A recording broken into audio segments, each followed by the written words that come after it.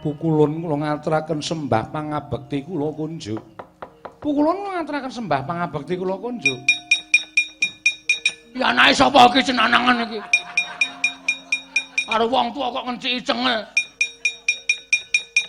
Bagong aja sembrono. Niku lho, kakang kula dinciki cengele. Hong wilahing. Udus. Kok nganggo hong wilahing? Kuwi dewa Sang Hyang Wenang. Waduh. Nun ngapunten Pukulun.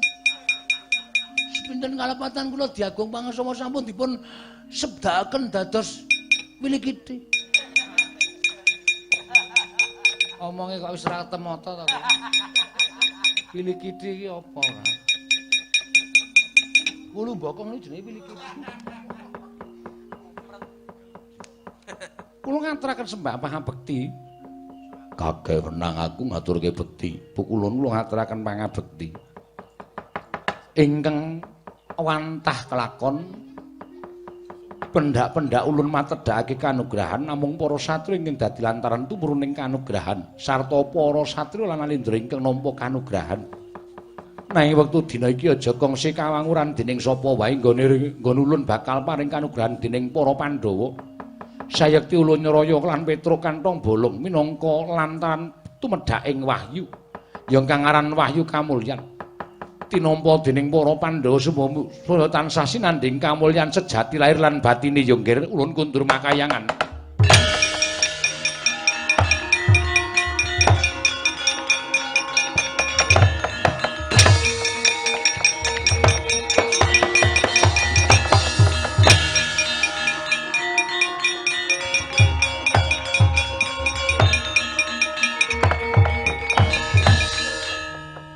Ngira jebul Petruk nggih ulun anu sinuwun kula dipun dhawuhi dening Wangpulun Padawenang wanci dalu dumadakan kula menika kaya wong nglindur kula tangi dhewe terus mlampah dhewe dumugi wonten ing lengkeng gunung mriki dumadakan kula pun nyandang kaya dene Brahmana lho lha kok sak ciptane dadi sak sedyane ana mboten krasa nek kula niku dimongi Wangpulun Padawenang. Kula entuk sasmita nek kula dimong Pukulun Padawenang niku malam kedua. Lagi entuk sasmita nggih. Dadi mula ya gleleng kula radawan. Gandurna iku kula lek-lehke entek-entekan ora iso semaur. Wah, gleleng Petruk. Surjanmu mau ngendi? Ha wis ora ana. Nek Tonya Tusya lho kowe kurang siji. Ora le nyewa kono kok nyrutonya Tusya ora. Aku kurang siji sapa-sapa takoni pasake maneh. Ayo wis ben wis titi kok ya gong ora. Yayaji latri kundur wonten Garing Amarta sampun mriksa kedadosanipun inggih. Arjuna wonten paring dawuh. Kadangmu sepuh iki derekno nyang Amarta. Apa tumen ing atase Nalendra kok tindak dhewe inggih ngestaken dawuh Prabu.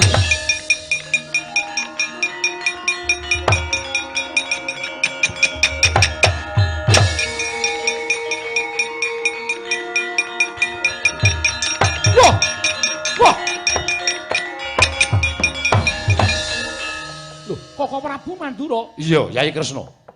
Kok lenggah wonten mriki? Lah aku suwita karo Begawan Sabdawa lho. Pendhetane endi, Yai? Hah, rampung kok. Nan cilaka kowe. Kena nganti sinuwun Ndarawati ngendika ingkang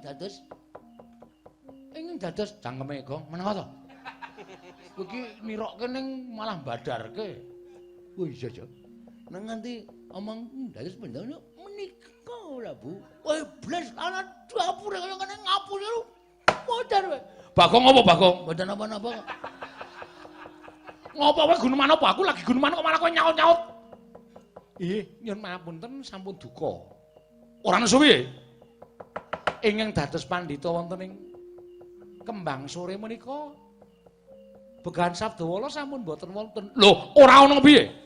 Monggo aku wis dijanjeni ngelmu-ngelmu ingkang migunani tumraping urip Baladewa. Yen perlu Jaya Kawijayan bakal tumpuk matimbul-timbul kinarya kekuwataning lahir lan batinku. Lah kok dadi siadi kandha nek Sabdawala wis ora ana.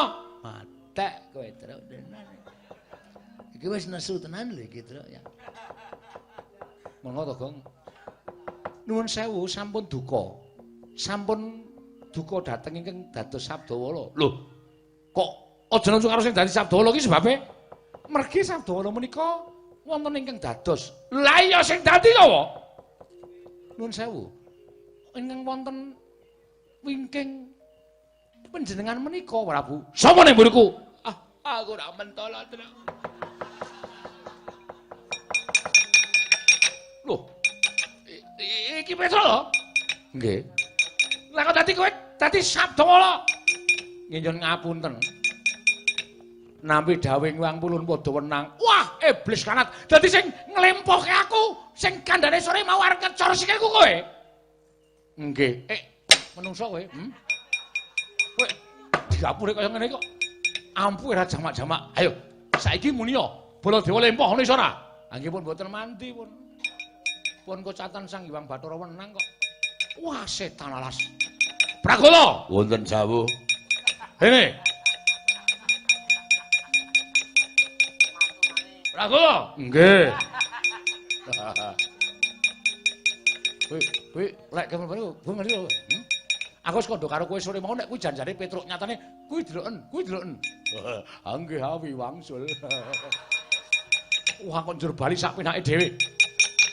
Wah Petruk kantong bolong nyuwun pangapunten dados lantraning wahyu. Wahyu apa? Wahyu kamulyan. Tinampa dening sapa Petruk? Tinampa dening para Pandhawa. Wah syukur Petruk. Wah aku malu seneng.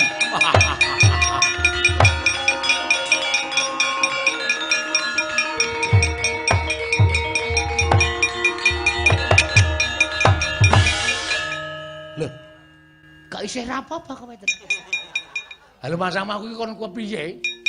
Pikir aku iki jalur ceritane ra ngene iki kok. Lah kok maksudmu Sinuwun Darawati dawuh Sabdawala menika sesinglanipun Petruk Baladewa mengo. Petruk menungso ra tataran granjang nenggala. Ha ora ngono kok. Iki aku mau dirangkul. Ha? Kula matedhaken Wahyu Kamulyan lantaran tumraping Wahyu Kamulyan sinuwun. Aduh Petruk, ngaturake panuwun Petruk. Ndang. Kowe ndedet ora, Truk? Mboten. Dulungi 500. Masa? Asem. Berarti gambar aku kene kleru ya, Truk? Ngopo?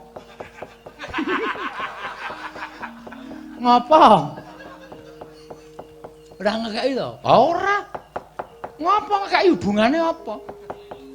Ya wis. Sinuwun Mandura? Iya. Piye, Gong? Lah tangane ra mlebu kathok. Payah wis. Werkudara? Piye?